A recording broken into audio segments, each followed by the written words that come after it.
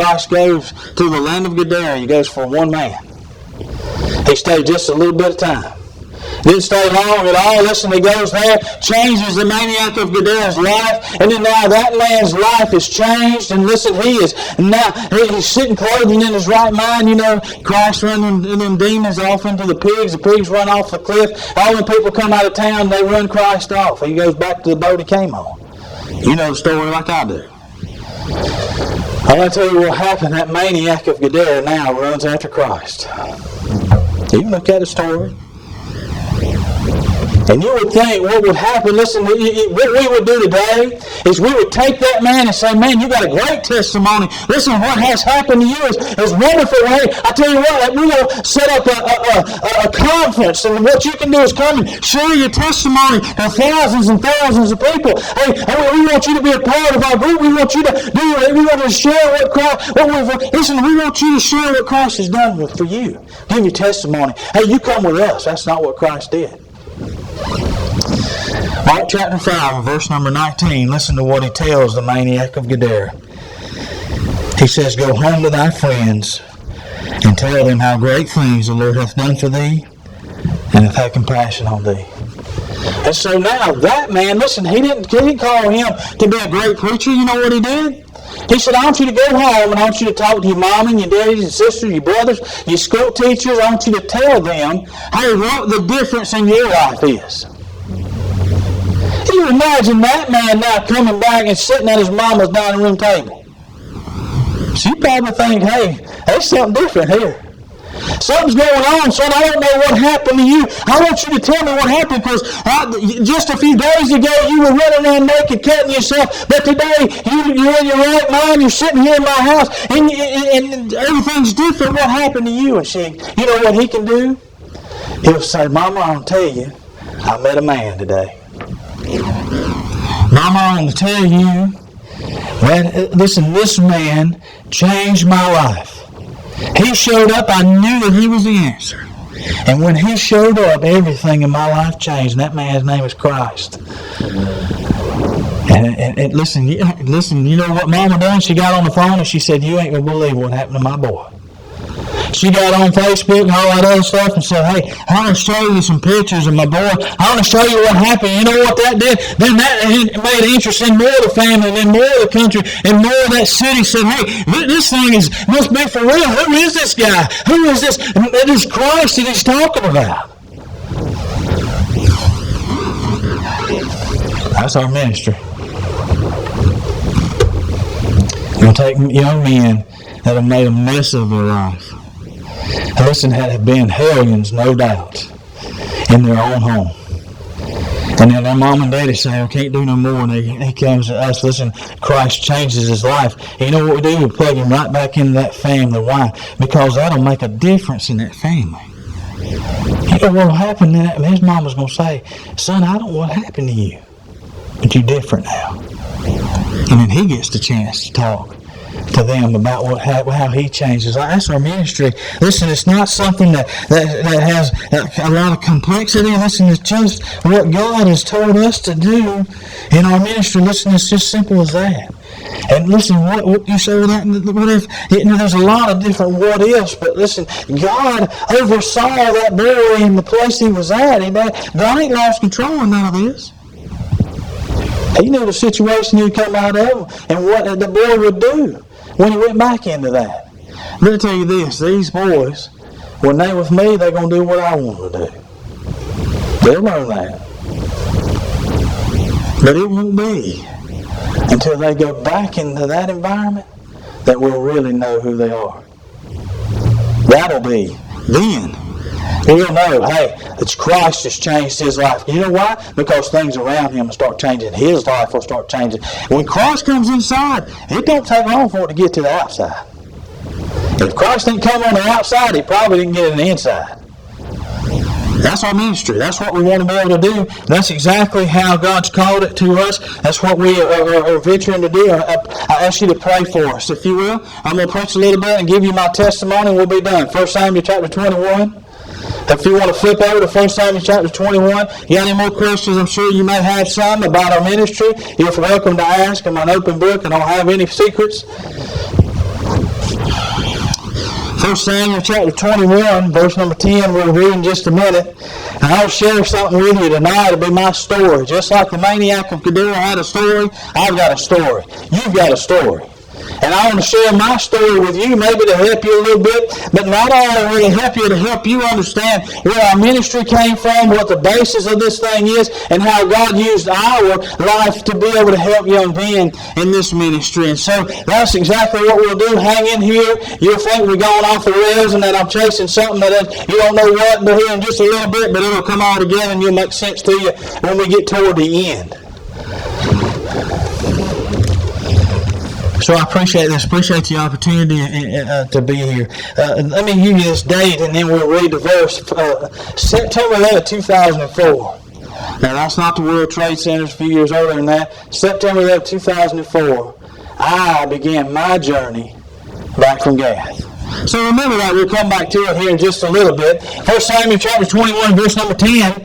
Verse number 10 says, And David arose and fled that day for fear of Saul, and went to Achish, the king of Gath.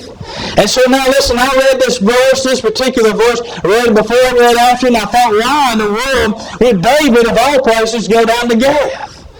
And I didn't understand it exactly, and so I started to look and started to make some ideas and started to put some things together. And what I try to do when I start studying is I try to put myself into the character's place. So I tried to put myself into what David was doing. And you see, David is running from Saul. Saul's tried to kill him multiple times. And so now David, what he's done is said, hey, I'm tired of running. I'm tired of wondering when Saul's going to kill me. And so I'm tired of this. Hey, I'm afraid for my life on a continual basis, and so now I'm going to pick up and get out of here.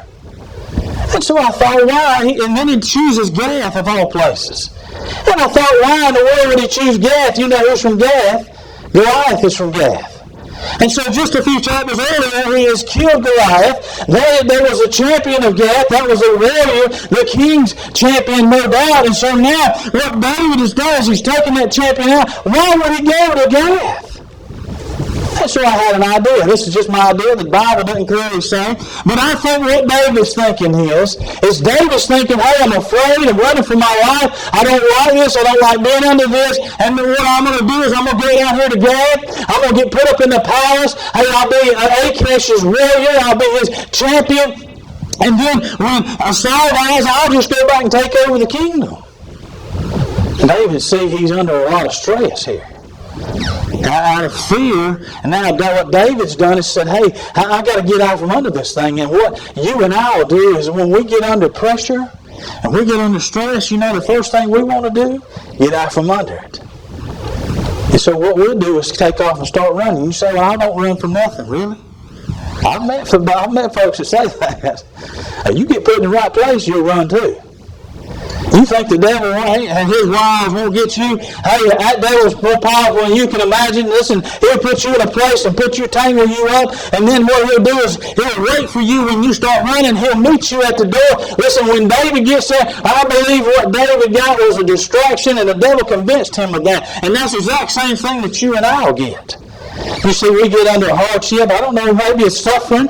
Maybe it's some sort of traumatic situation. Maybe it's financial. Maybe you lost a job. I don't know what type of stress you may be under. But listen, maybe it's family events. I don't know. But listen, the first thing we want to do is not to chase that. Listen, we want to get out from under that thing. Don't like it. I don't like it either. You get up from under that thing and you start running, you start getting away from that, and the devil, what he'll do is he's so cunning, he'll say, hey, I'll give you a distraction to get your mind off that. You shouldn't be so stressed.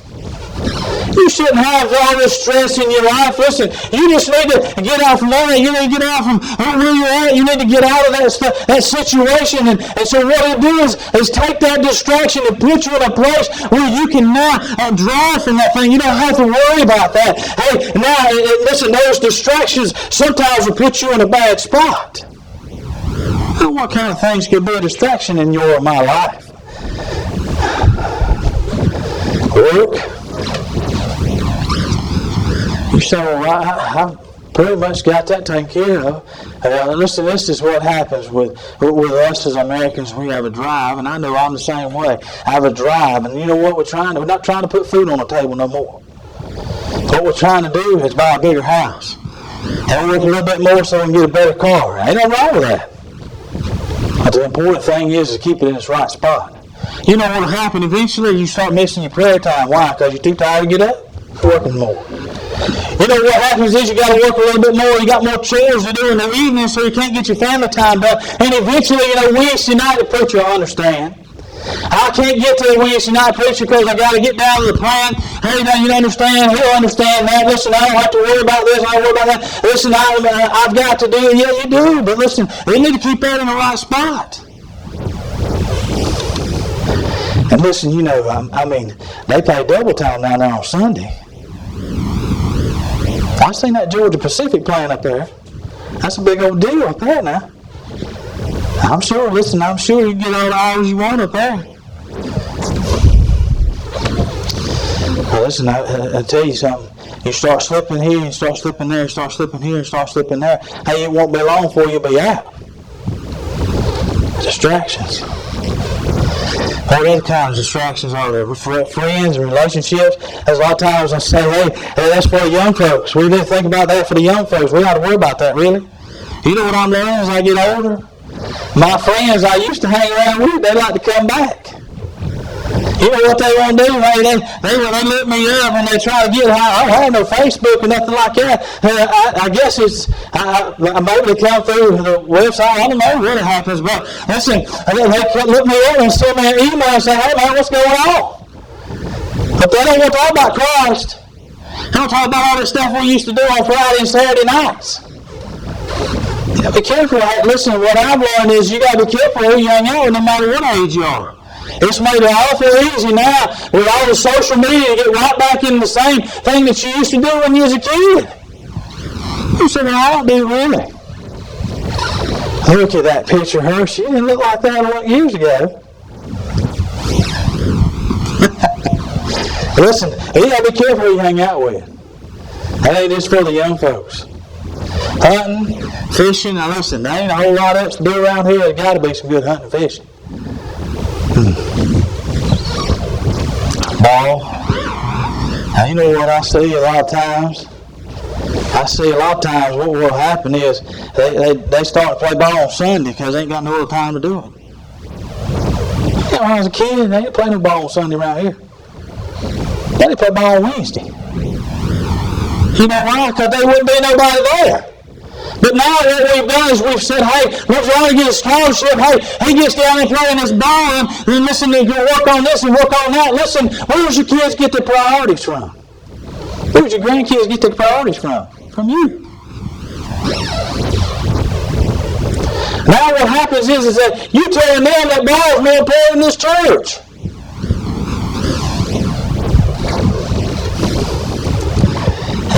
Listen, I'll talk to you about me a little bit. I love fooling with goats. I said goats, bear. You ever seen goats before? I like it. Man, I tell you, my kids started showing them FFA and 4-H. Started showing it at the goat shows, Just had one down here at the state fair down there in the lower part of the state, and we've had several in the upper part of the state this year. And listen, my kids started with that years ago, and listen, they started with that. I liked it, they liked it, and so we started showing buying pure full blood South African bull goats. Brought them in. We bought them from all over the country. We wanted to have the best goats in the country. Listen, we went out showing all over the place. We've shown from Charleston, West Virginia, down to Live Oak, Florida, all the way out to Fort Worth, Texas. We've been to Louisville. We've been to Tulsa. We've been to West Monterey. We've been to Jackson, Mississippi. We've been all over the place showing goats. Everything. And I study pedigrees, man. What we do, we get in there and wash them things, trim them up, shine up their feet, and the horns, man, them things. They looked immaculate when they got in that showroom, but they were shining. I liked it. You know what I wanted? I wanted the best goats in the country. And right here in South Carolina, hey, we wanted to have some of the best that we could get, and we did pretty good with it. Artificial insemination, embryo transfer, we've done it all. I enjoy it. You know what I done? I got to get up in the morning. I was getting to the place where I get up in the morning. What I was thinking about? Them goats. What I need to do today. What's next? Hey, what I got to get prepared. What have I got to do here? What is this? What is that? Hey, and it's lunchtime. I was getting all my reservations set up. I wanted to have this here and this there. I wanted to make sure everything was prepared for the next weekend, get the hotel reservations, all the submission forms put in for the show. Hey, I had to get all that stuff ready. And at supper time, my wife was sick and tired of hearing about goats. That thing started taking more and more time. And see, what happened was God kept saying, hey, that's enough of that. That's enough of that. You know that still small voice might be talking to you now. That's enough of that. Mine goes.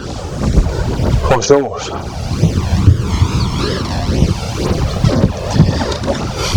Let's talk about David. Look in verse number 11. And David gone down to Gath. Look in verse number 11 here. And the servants of Achish said unto him, is not this David, the king of the land? Did they not sing one to another him and dance and saying, Saul has slain his thousands, and David his 10,000s? And David laid up these words in his heart, and was sore afraid, of Achish, the king of Gath. Listen to this. And he changed his behavior before them. Have you noticed the behavior changed lately? A good indication. Might be in the wrong direction. And he framed himself mad in their hands, and scrambled on the doors of the gate, until the spittle fall down upon his beard. And then said Achish unto his servants, Lo, you see the man is mad. Wherefore then have ye brought him to me? Have I need of a madman, that ye have brought this fellow to play the madman in my presence? Listen to this now. Shall this fellow come into my house? Now, why would Achish say that if they ain't already talked about it? So now what's happened, David's got down into Gath, and he says, hey, I'm going to get down here, I'm going to get out from under all this. Hey, when Saul dies, I'll go back, I'm going to have it easy, I have an easy road. Listen, that's a lie that's been told to him from the devil. And now what happens, he gets down into that thing. It ain't what he thought it was going to be. It ain't as working as he thought it was going to be. And it's a whole lot harder to leave than he thought it was going to be. He had to dash around like crazy, and spit and slobber fall down on his beard. And Achish thought he was crazy, or he had something wrong with him, or some kind of disease, and he said, hey, I want you to get him out of here. Hey, don't spill his blood, just get him all out of here, because we don't know what he's got. And so now, David barely escapes Gath alive.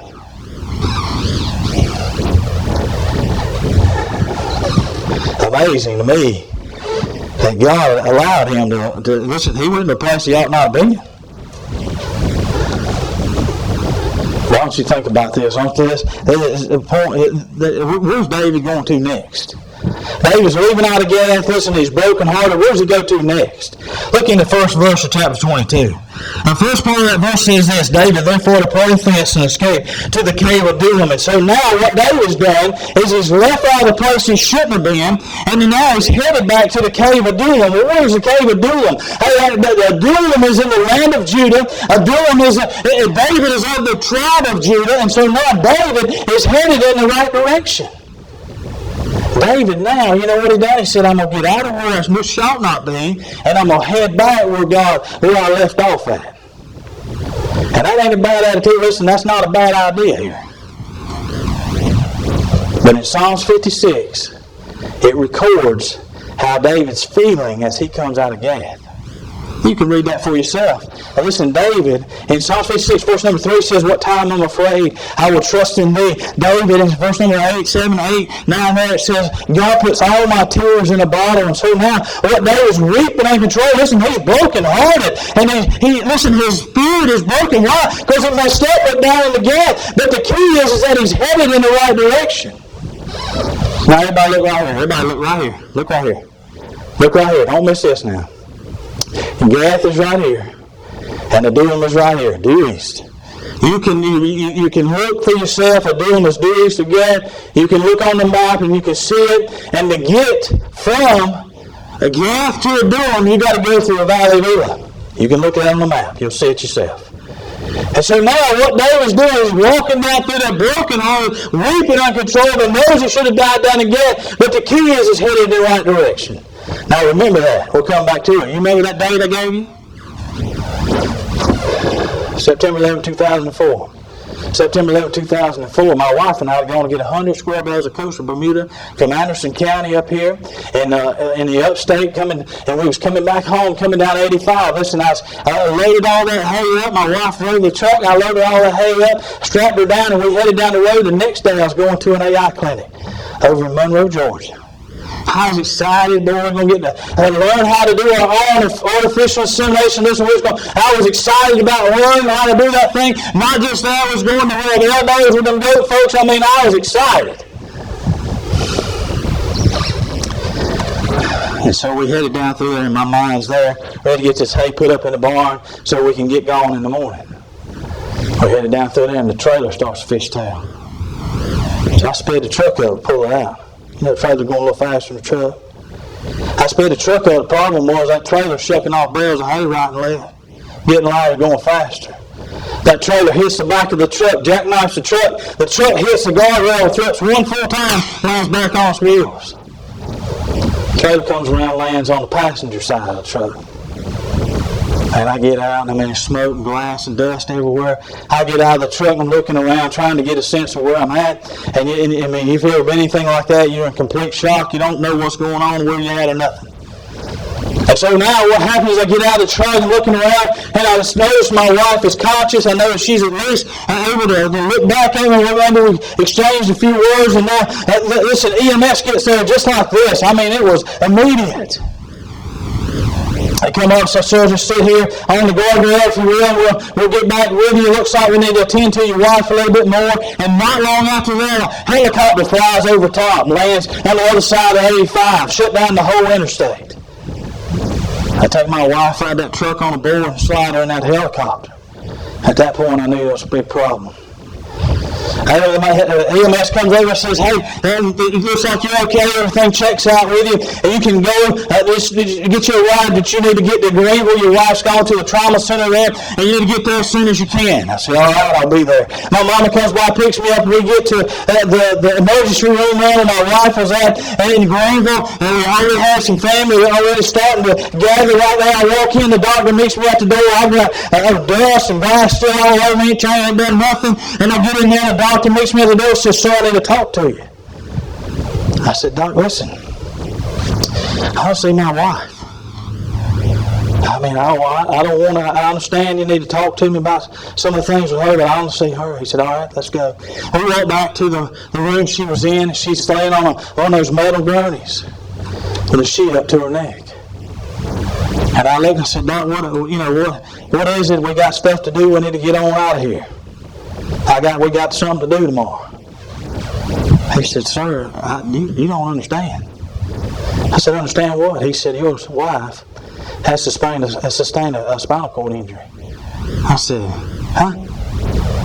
He said, well, listen, what happened was that trailer fishtailed, knocked you off the road, came back around, landed on top of the passenger side of the truck. I said, that's right. We pushed it off. He said, well, that trailer had 18-inch rails on it. I said, that's right. He said, one of them that rail that came around, landed right above your wife's head, made a divot in the top of the truck. That divot hit your wife in the top of the head, and now her C6 and C7 vertebrae are fused together.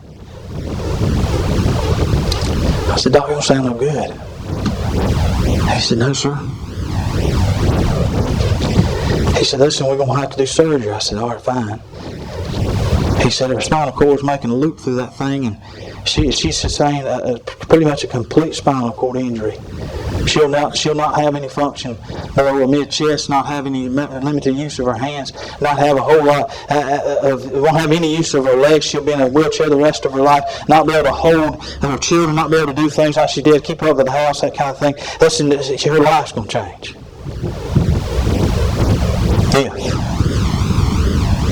If she makes it through the next 48 hours. I said, wait a minute. What? I mean, he said, listen, I'll tell you something. And I'm sure that maybe you're still in shock, you're not understanding. Your wife is in critical condition. And she could die tonight. I said, boy.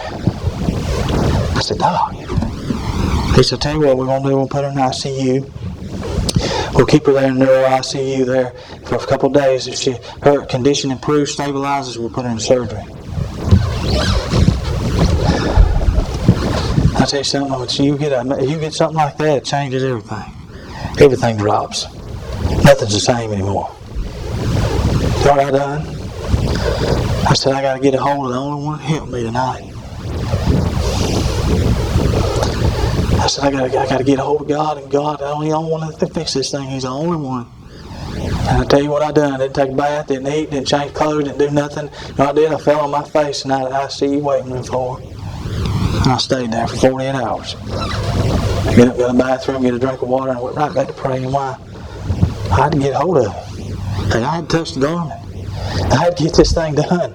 Hey, I'm not going to do. Hey, I'm not going to leave my wife without doing everything I could do. First day rolled on. Hey, we pray. Listen, let me tell you something. I got down in that thing, and there's people. You get in a room like that, there's people all around you hurting. I looked up one time, I was praying, and listening to God was moving in that thing, and I looked up, and there was a whole circle of people around me. I said, praise God, we all do it together. And listen, we all gathered there, and God fell right in the middle of that thing. I knew then God had heard my prayer. The next day, the doctor came in and said, your wife has stabilized, and listen, we're going to move her on to surgery. I said, all right, fine. The next morning, I took her into surgery. The doctor, a little neurosurgeon, a little short fellow, he comes back out after the surgery, comes out, he says, sir, we got the bone back in place, but I'll tell you this.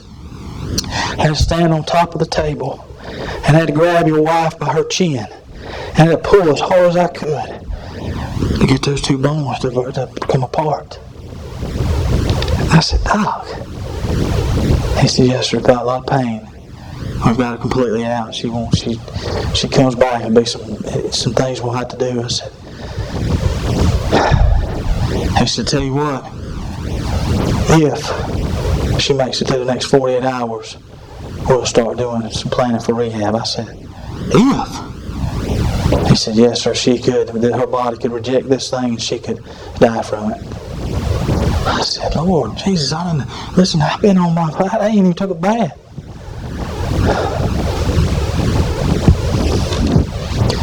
I took a bath, changed clothes, got something to eat, and then what I done, I went right back to the same place I was at. Why? Because God's the only thing that changed this. God answered that prayer. Listen, 48 hours rolled on. We spent another 3 weeks there in Greenville, and then we transferred to the Shepherd Center down in Atlanta. Learn how to live again. I stayed with my wife 4 months in Atlanta. Got to work. My wife's my mother-in-law, and we rotate out, and I get a little sleep, and then you can go to the hospital, you don't get no sleep. Have you ever done 24/7 at the hospital? You don't sleep there. You might get a nap here and there, and people come in all the time. They don't care about your sleep.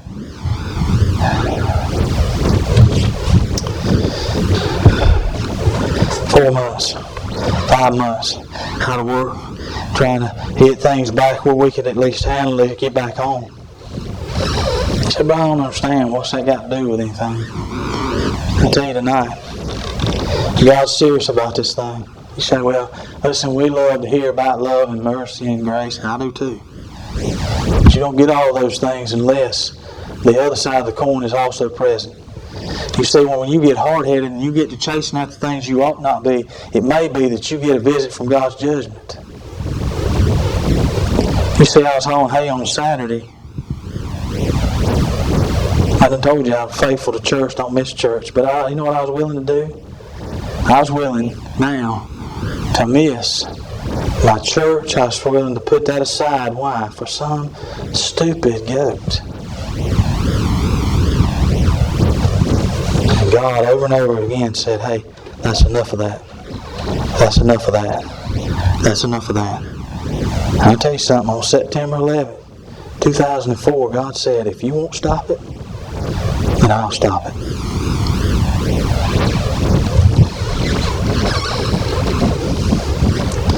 I'll tell you something.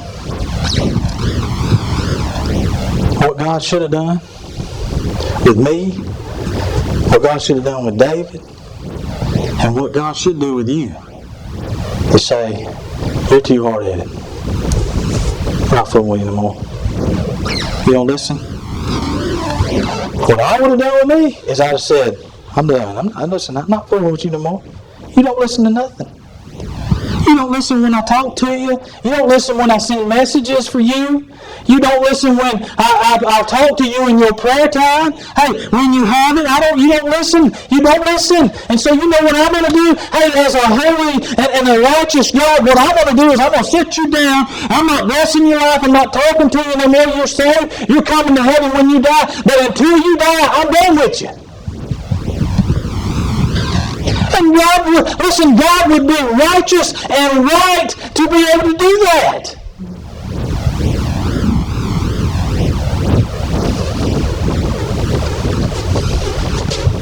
And God ain't like it.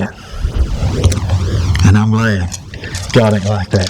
Flip over to 1 Samuel chapter 17. Almost done here.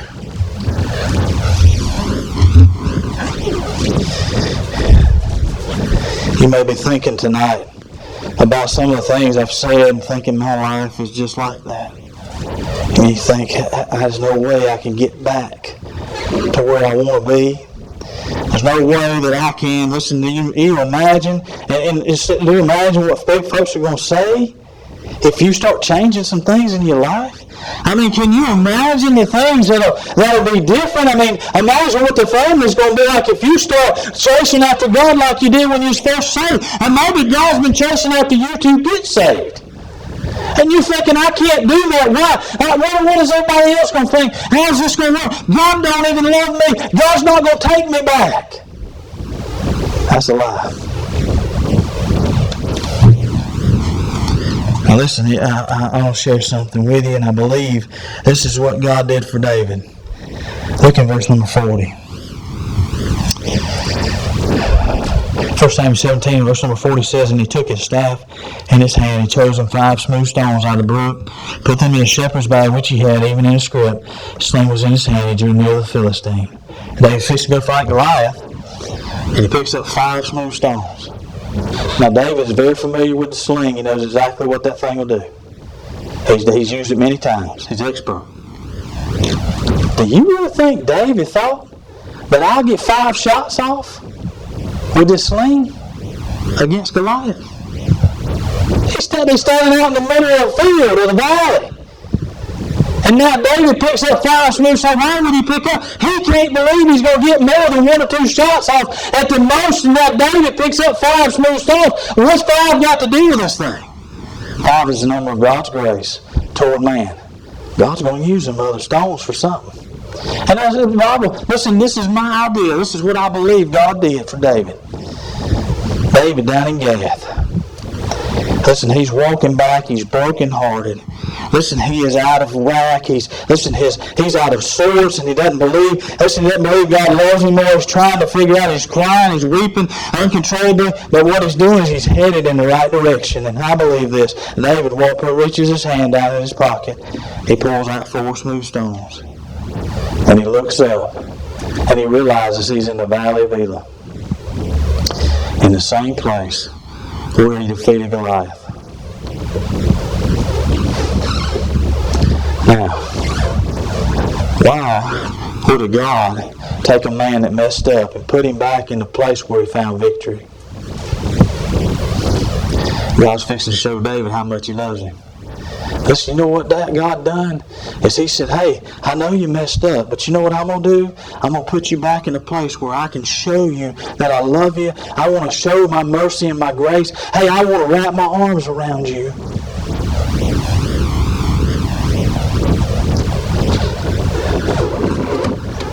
Let me ask you something.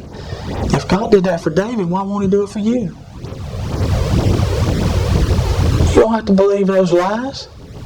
You know what? Maybe it is God's brought somebody to your mind tonight. Maybe it's not that. God, listen, maybe, everything is good to you and God. Listen, maybe God's brought somebody in your family to your mind, and He's asked you to pray for them. Maybe I don't know what it is. I'm not sure exactly where you are tonight. I don't know you, but I want you to know that this is my story. I'll tell you this, I wasn't interested in being no preacher. My mama told me when I was young, she had a dream that God had showed her that I'd be a preacher. Of course, I didn't talk back to my mama, but I said under my breath, I said, I'll not be a preacher. I said, that preaching stuff too hard, people too rough on him, and he don't make enough money for all that.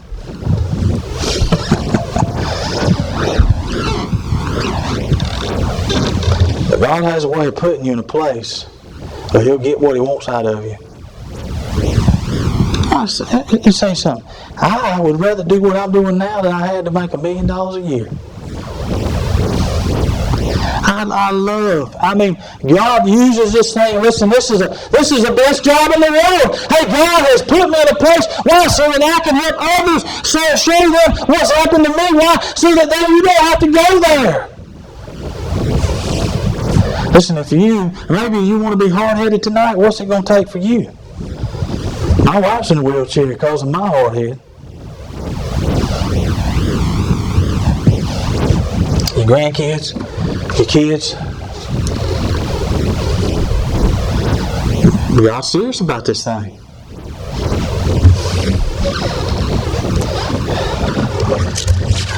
Listen, our ministry is this. We help young men understand what God can use in their life. You see, I messed up. And God, just like David, God's used my life in a way I never would have even imagined. Never would have imagined. Being here just a few years ago, never would have imagined it. And what God's given me the opportunity to share my life with others. Why? So they don't have to go there. And our ministry is this. We have an opportunity to share our story with young men that are in a mess. And say, hey, listen, what if you'll turn and head back toward God, head toward God the first time, hey, listen, what He'll do is He'll meet you there. And listen, maybe you don't have to go through a mess in your life. And if you've been in a mess, listen, God will use that thing. Why? So that you can share your story with other young men. That's our ministry. It's not complicated. And that's exactly what God's called us to do, is to help young men understand God will still use your life. It's not over. But listen, it's not time to quit. It's time to get started. And that's exactly what God's done. That's our ministry. That's my story. Hey, I want you to every head bowed, every eye closed. I'll share this with you. I'm done. That prodigal son, you know the story like I do. You know what? He got sick and tired of eating the hogs and all of them was eating. He got tired of that thing, and he said, hey, even the servants in my father's house, that they have better food than this. I'm going home. I'll be a servant in my father's house. He picks up and heads back home. You know what? That father is waiting on him. He's waiting on that boy to come home every day. He goes out there checking the driveway, looking for that boy. And then one day, that father sees that boy way off. And he says, that's my boy. He didn't say, that's my servant. He said, that's my boy. You know what he done? He said, hey, he didn't go into the house and get a stick. He didn't say, hey, he's going to be a servant. Hey, I'm going to beat him. I'm going to kill him when he gets home. I can take his life, and he could have. But you know what that father did? He said, hey, I want you to get a robe out, put a ring out. We're putting a ring on his finger. We're killing the fatted calf. Why? Because my son's come home. My son's come home. And tonight, if you'll pick up and you'll head back home, God will meet you there. Maybe you know somebody you need to pray for tonight. If you'll intercede for them, maybe God will go to where they're at tonight. I don't know where you're at, what things are going on in your life. Listen, it's important for us to chase and run back to God, run back to that thing, and I'll guarantee you, the authority of this Bible, God will meet you there. Thank you, Pastor. Amen. I don't know what you got away from the message, but I understand. When he first presented his ministry to me, young children out there on the streets, we can look at them left and right, and there's a lot of children that are searching for answers. We can look at the book of Samuel, and I can see many of them made stupid decisions. I was a kid that made stupid decisions. I know many of them are out there, and they made sorry decisions. He was sorry he went down to Gath. And I know that they make sometimes scared decisions, acting out of fear. And no matter what it is, the only answer for the children for the kids that are out here in the community of Prosperity, no matter where they are, is the gospel of Jesus Christ, knowing that we've all sinned and we've all messed up, and all of us deserve that judgment of hell. And the only way that we'll have any hope is because Jesus Christ has taken that punishment for us. And I believe that the only answer for the kids is the gospel of Jesus Christ and putting their faith and hope in Him alone. It's not some program.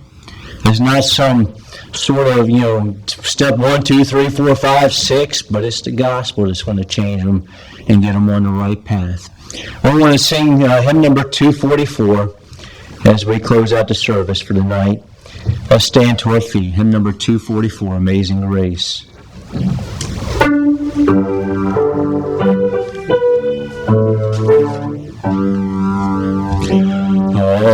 Amazing grace, how sweet the sound that saved a wretch like me. I once was lost, but now I'm found. 'Twas blind, but now I see. Verse 2. 'Twas grace that taught my heart to fear, and grace my fears relieved. How precious did that grace appear the hour I first believed. Amen. Thank you guys for coming out and being a part. I hope you spend time greeting our guests here. And I want to have Brother Shealy, if you wouldn't mind, close us out in a word of prayer. Father, we thank you. And thank you enough for your amazing grace, Lord. Thank you for the day that you reached down and touched our hearts and made us sing the word, word, and Lord, that brought salvation to our house. So we thank you, Lord, for the message we've heard tonight. We pray, Lord, for our brother and sister, Lord, that you might bless them and meet their every need. Bless their ministry, and I pray you let them get to the point where they can be full time with the ministry. Father, thank you for this allowing us to be here tonight. Pray, Lord, you bless us as we move our in separate homes, Lord. Meet every need and keep us safe for the next supporting time. And ask it in Jesus' name.